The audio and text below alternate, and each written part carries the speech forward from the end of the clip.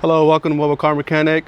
Today we have a 2017 Hyundai Accent, and we're going to be replacing the engine air filter on this car.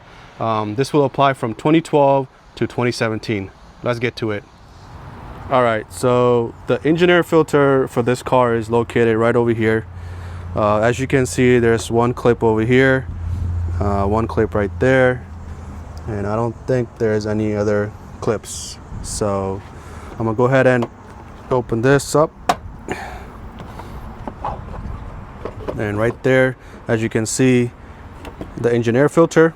In order to replace this, you just have to pull this out. There you go. I'm gonna put the old one back in. I don't have another one to replace, but just for demo purposes, this is the demonstration we're showing. So I'm gonna put this one back in,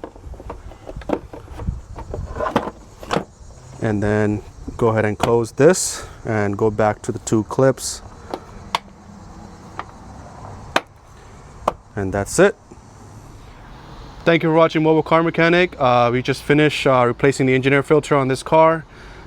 This is a 2017 Hyundai Accent, and like I said earlier, this applies from 2012 to 2017. Thank you, and see you on the next one.